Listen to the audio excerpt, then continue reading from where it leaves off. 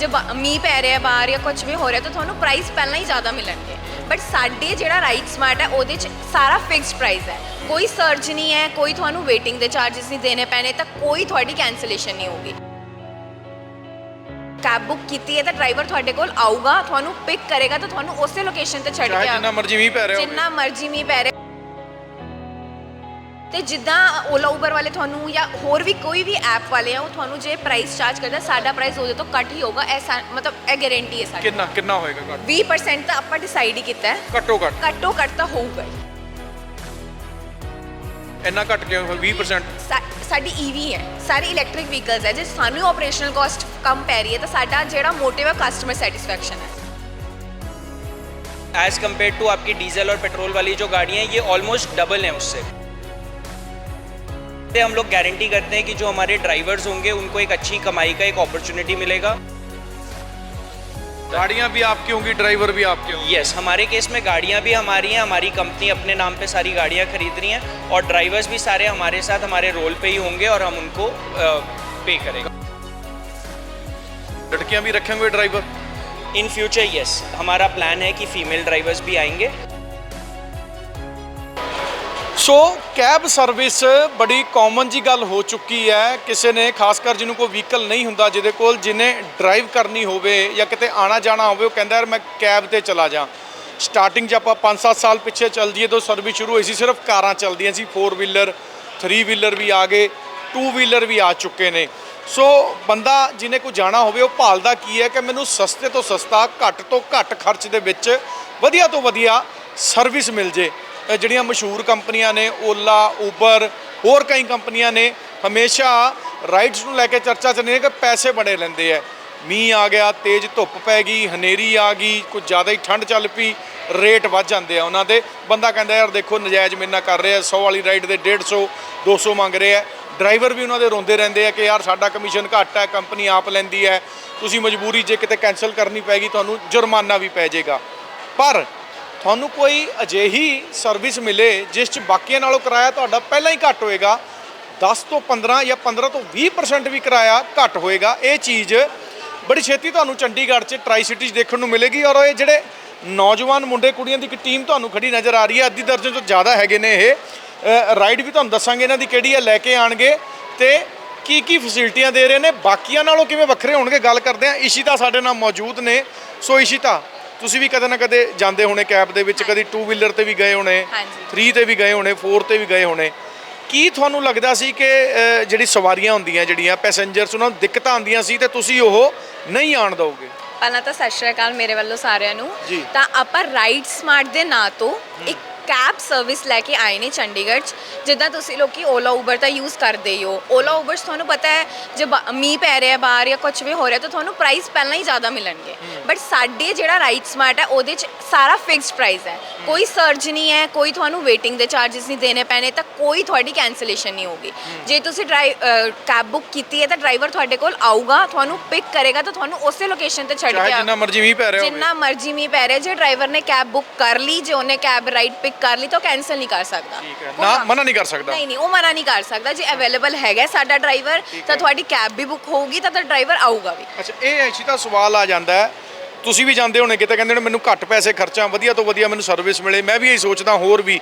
ਉਹ ਤੁਸੀਂ ਕਿੰਨਾ ਕੁ ਉਹਦੇ 'ਚ ਉੱਪਰ ਥੱਲੇ ਗਏ ਹੋ, ਮਾਈਨਸ ਕੀਤਾ, ਲੋਕਾਂ ਨੂੰ ਘੱਟ ਕਿਰਾਇਆ ਦੇਣਾ ਪਏਗਾ? ਹਾਂਜੀ, ਜਿੱਦਾਂ ਪਹਿਲਾਂ ਵੀ ਇਹ ਹੁੰਦਾ ਸੀਗਾ, ਹੁਣ ਅੱਜ ਦੇ ਟਾਈਮ ਤੇ ਸਾਰਿਆਂ ਕੋਲ ਕਾਰਾਂ ਹੈਗੀਆਂ ਤਾਂ ਇੱਕ ਪ੍ਰੀਮੀਅਮ ਫੀਲ ਜਿਹੜੀ ਹੁੰਦੀ ਹੈ ਉਹ ਸਾਡੀ ਕੈਬ 'ਚ ਮਿਲੇਗੀ। ਡਰਾਈਵਰ ਤੁਹਾਡਾ ਦਰਵਾਜ਼ਾ ਵੀ ਖੋਲੂਗਾ, ਜੇ ਤੁਹਾਡੇ ਕੋਲ ਕੋਈ ਬੈਗ ਹੈ ਉਹ ਵੀ ਰੱਖੇਗਾ, ਸਭ ਕੁਝ ਕਰੇਗਾ। ਤੇ ਜਿੱਦਾਂ ਓਲਾ ਉਬਰ ਵਾਲੇ ਤੁਹਾਨੂੰ ਜਾਂ ਹੋਰ ਵੀ ਕੋਈ ਵੀ ਐਪ ਵਾਲੇ ਆ ਉਹ ਤੁਹਾਨੂੰ ਜੇ ਪ੍ਰਾਈਸ ਚਾਰਜ ਕਰਦਾ, ਸਾਡਾ ਪ੍ਰਾਈਸ ਉਹਦੇ ਤੋਂ ਘੱਟ ਹੀ ਹੋਗਾ।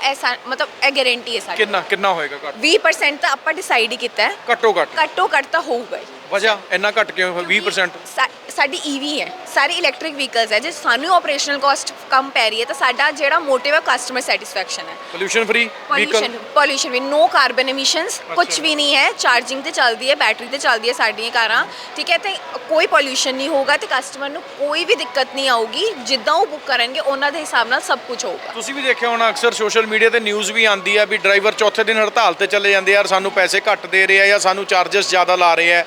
ਡਰਾਈਵਰ ਰਿਲੈਕਸੇਸ਼ਨ ਤੁਸੀਂ ਕਿੱਦਾਂ ਕੀਤੀ ਹੈ? ਦੇਖੋ ਜਿੱਦਾਂ ਸਾਡੀ ਕਾਰਾਂ ਵੀ ਆਪਣੀ ਹੈ, ਸਾਡੇ ਡਰਾਈਵਰ ਵੀ ਆਪਣੇ ਹੈ ਤੇ ਉਹਨਾਂ ਨੂੰ ਤਨਖਾਹ ਤੇ ਰੱਖੇ ਡਰਾਈਵਰ? ਫਿਕਸ ਸੈਲਰੀ ਤੇ ਰੱਖਿਆ, ਇਨਸੈਂਟਿਵ ਵੀ ਹੈ ਉਹਨਾਂ ਦੇ ਠੀਕ ਹੈ। ਕਿ ਸੈਲਰੀ ਦੇ ਇਲਾਵਾ ਜੇ ਉਹ ਵਧੀਆ ਕੰਮ ਕਰਦੇ ਆ ਤਾਂ ਉਹਨਾਂ ਨੂੰ ਇਨਸੈਂਟਿਵ ਬੋਨਸ ਵੀ ਮਿਲਣਗੇ ਸਾਡੇ ਵੱਲੋਂ। ਠੀਕ ਹੈ। ਹਾਂਜੀ ਹਾਂਜੀ, ਤਾਂ ਡਰਾਈਵਰ ਵੱਲੋਂ ਵੀ ਸਾਨੂੰ ਕੁਝ ਨਹੀਂ ਹੈ, ਜੇ ਕਾਰਾਂ ਵੀ ਸਾਡੀਆਂ ਹੈ, ਡਰਾਈਵਰ ਵੀ ਸਾਡੇ ਆਪਣੇ ਹੈ, ਤਾਂ ਫਿਰ ਕਸਟਮਰਸ ਨੂੰ ਕੋਈ ਦਿੱਕਤ ਨਹੀਂ ਹੋਗੀ। ਸਿਕਿਉਰਿਟੀ ਸੇਫਟੀ ਲਈ GPS ਹੈ, SOS ਬਟਨ ਹੈ, ਫਾਇਰ ਐਕਸਟਿੰਗੁਇਸ਼ਰ ਹੈ, ਫਰਸਟ ਐਡ ਹੈ। ਸਾਡੀ ਸਪੋਰਟ ਟੀਮ ਕੋਲ ਵੀ ਸਾਰੀ ਦੀ ਸਾਰੀ ਕੈਬ ਰਾਈਡਸ ਪਿੱਛੇ ਟਰੈਕ ਹੋਣਗੀਆਂ। ਸੋ ਇਹ ਜਿਹੜਾ ਸਾਰੀ ਤੁਹਾਨੂੰ ਦੱਸਿਆ ਕਨਸੈਪਟ ਇਸ਼ਿਤਾ ਨੇ, ਇਹਦੇ ਪਿੱਛੇ ਜਿਹੜਾ ਨੌਜਵਾਨ ਖੜਿਆ ਹੈ ਉਹ ਇਹ ਨੌਜਵਾਨ ਹੈ ਜਿਨ੍ਹਾਂ ਦੀ ਸਾਰੀ ਪਲੈਨਿੰਗ ਸੀ, ਜਿਨ੍ਹਾਂ ਨੇ ਸਾਰੀ ਤਿਆਰੀ ਕੀਤੀ, ਕੁरुक्षेत्र तो स्टडी भी इन्होंने की सी। बात हम कर रहे हैं कम से कम पैसे लगे, अच्छे से अच्छे हमें ट्रीटमेंट मिले। जैसे बताया आपके EV व्हीकल हैं, इलेक्ट्रॉनिक व्हीकल है, पोल्यूशन फ्री हो गए, सवारी को आप कहोगे 20% उसको कम पैसे भी मिल जाएंगे। इसमें सारा जो एक काम होगा, ड्राइवर जो कहता है कि मुझे अच्छे से अच्छा मुझे कमाई होनी चाहिए, वो चीज़ कैसे इंश्योर करोगे? पहली बात तो हम लोग चंडीगढ़ की सबसे पहले इलेक्ट्रिक कैब सर्विस है। अच्छा। राइट, उसकी वजह से दिल्ली में चल रही हैं, मेट्रो सिटीज़ में बिल्कुल चल रही है। चंडीगढ़ एरिया में हम लोग फर्स्ट हैं, हमारी पूरी इलेक्ट्रिक गाड़ियां हैं, जिसके करते हमारे जो फेयर्स हैं वो बाकी के जो कैब ऑपरेटर्स हैं उनसे कम होने वाले हैं।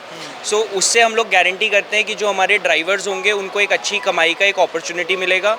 उसके अलावा जो ड्राइवर को चाहिए मेडिकल फैसिलिटी होती है, हेल्थ फैसिलिटी होती है, लाइफ इंश्योरेंस होती है, वो सारी फैसिलिटीज़ को हम लोग ध्यान में रखते हुए हम फैसिलिटी। मैं यहाँ पे आता हूँ, फर्ज करो आप भी कहीं नौकरी कर रहे हो, आप कहोगे यार मैंने तो अपना काम करना है, चल 100 नहीं तो 80% हो गया, 75 हो गया, 70 हो गया, मुझे तो सैलरी मिल ही जानी है। ड्राइवर कहेगा ठीक है यार मैं नहीं उठाता गाड़ी को, मुझे क्या मेरी तो सैलरी आ ही जानी है। या उसको वो चीज़ आप कैसे इंश्योर करोगे, ड्राइवर अगर आपको ही मतलब कहें कोऑपरेट ना करें? सर नहीं, वो ऐसा होगा नहीं, क्योंकि हमारा जॉब लेने बहुत आ जाएंगे ड्राइवर। बिल्कुल ठीक। हमारा वो इसलिए नहीं होगा क्योंकि एक तो हमारा जो वर्किंग एनवायरनमेंट है वो बड़ा एक फैमिलियर, बड़ा एक अच्छा एनवायरनमेंट है हमारे पास यहाँ पे। सेकेंडली हमारे जो फैसिलिटी है, जो हम लोग पैसे उनको देने वाले हैं वो इंसेंटिव बेस्ड रहने वाले हैं। हमारे पास बहुत सारी फैसिलिटीज़ ऐसे होने वाली हैं, जितना वो अच्छा काम करेंगे उतना उनको वीकली बेसिस पे, मंथली बेसिस पे और क्वार्टरली बेसिस पे, तीनों लेवल पे अगले अगले इंसेंटिव्स मिलेंगे उनको। तो अगर आप टोटलिटी में अगर आप देखें तो एक ड्राइवर आज के डेट में जो नॉर्मली अगर मंथली किसी के पास काम करता है तो लगभग 12 से 15 हज़ार रुपये के रेंज में कमाता है। बट वो हमारे 500 रुपये पर डे भी लगा लें, 500 पर डे भी अगर आप लगा लें तो भी 15 हज़ार रुपये होते हैं, जबकि हमारी कैब सर्विस के साथ वो 25 से 30 हज़ार रुपये तक मिनिमम अपना कमा सकता है। कुछ एक्स्ट्रा भी होगा, कमीशन भी होगा, कमीशन भी होगा, यस। अच्छा। राइट, तो वो उससे ऊपर जितना वो अपना काम करता जाएगा वो जा सकता है। तो हमने जो प्लान किया कि मिनिमम 25 से 30 हज़ार रुपये की कमाई एक मिनिमम ड्राइवर को जाए।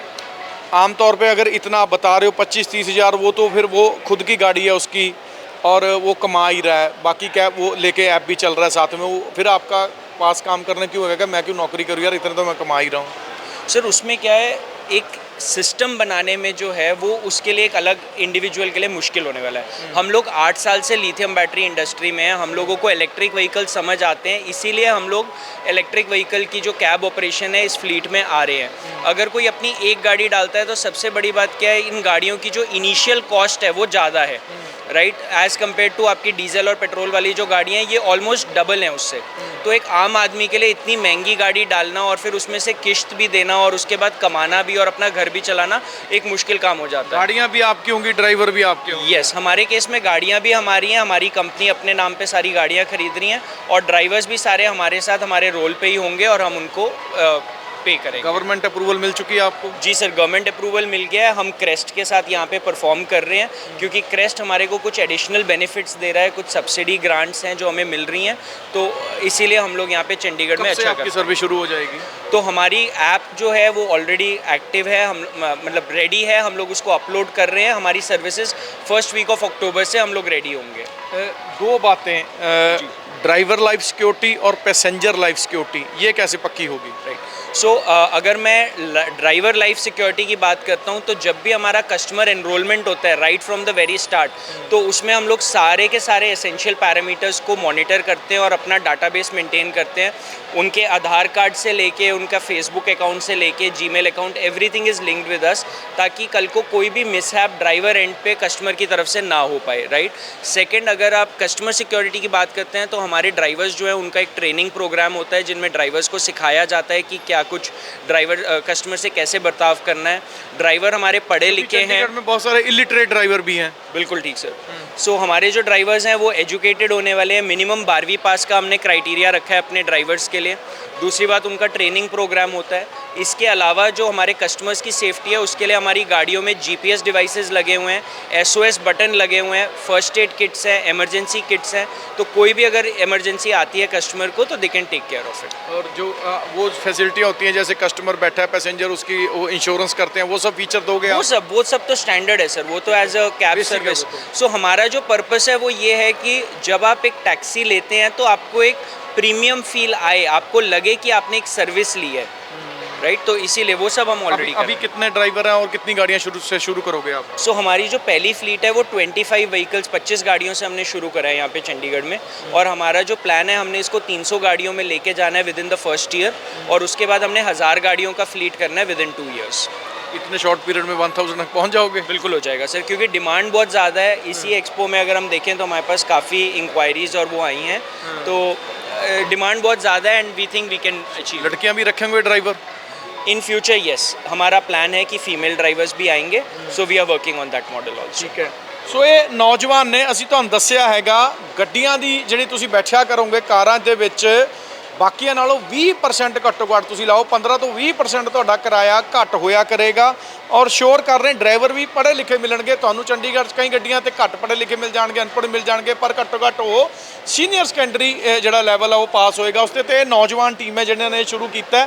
ਬੜੀ ਛੇਤੀ ਤੁਹਾਨੂੰ ਇਹਨਾਂ ਦੀਆਂ ਜਿਹੜੀਆਂ ਗੱਡੀਆਂ ਨੇ ਇੱਕੋ ਹੀ ਉਹਦੀ ਵਜ੍ਹਾ ਹੈਗੀ ਹੈ ਕੀ ਹੈ, ਇਨਵਾਇਰਮੈਂਟ ਫਰੈਂਡਲੀ ਹੋਣਗੀਆਂ, ਇਲੈਕਟ੍ਰੋਨਿਕ ਵਹੀਕਲ ਹੋਣਗੇ।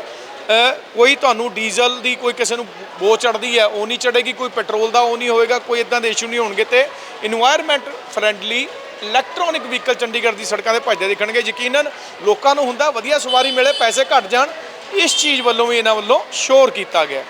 ਹੋਰ ਨਵੀਆਂ ਤੇ ਤਾਜ਼ੀਆਂ ਅਪਡੇਟ ਲਈ ਜੁੜੇ ਰਹੋ ਸਾਡੇ ਨਾਲ। ਹੁਣ ਦਿਓ ਬਲਜੀਤ ਮਰਵਾਹੇ ਨੂੰ ਇਜਾਜ਼ਤ। ਧੰਨਵਾਦ।